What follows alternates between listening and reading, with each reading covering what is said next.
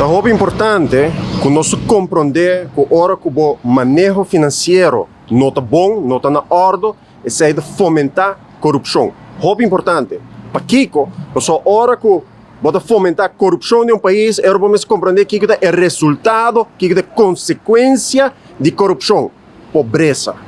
Pobreza é consequência de corrupção. Que me se a botar o grande dibo e botar gente que tem um salário de 2.500 florins ou menos, é hora quem a governar desde nós estado essa parte é o país aqui.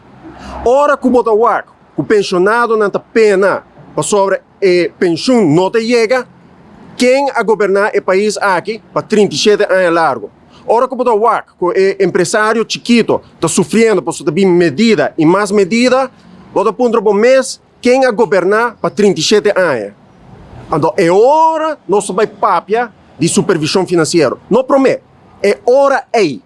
Então, é hora nós mesmos vir sério do país aqui e não assim maneira a senhora Evelyn Weaver Cruz está assim e demanda ministro como se muito mandar, maneira Andy Cruz também escreve coisas tocando de RAF, tocando de Holanda, senhora Xomara Maduro também escreve coisas, também traz filmes, gasta placa de pueblo para ganhar gente com louco. Então, onde é que louco não com a senhora Evelyn Weaver Cruz, manda a senhora Xomara para ganhar de pueblo, tá com jaarrekening não está mais que simplesmente uitvoeringsrapportage. Uitvoeringsrapportage está equivalente, tem mesmo valor que jaarrekening. Isso é uma mentira. Então, é mais, é assim a confiar que abo como cidadão não te vai buscar documento, não te vai ler para o mês, que te sigue essa visa, busque riba website de governo.ue. Awel, cidadão vai buscar riba website de governo. Então, vai ler capítulo 4, onde está de financiar beheer.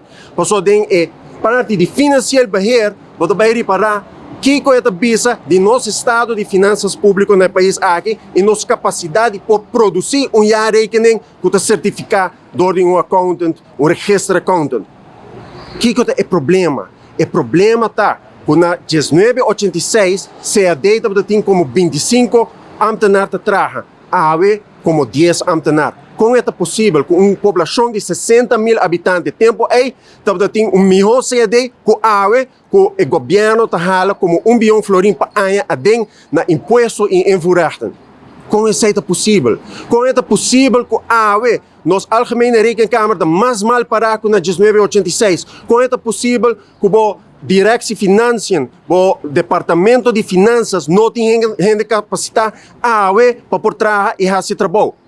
Então, mientras que o aparato governamental agora llena, de maneira que tem que ambtenaar, da hopi ambtenaar tem, pero pegador de bandeira e campanhador.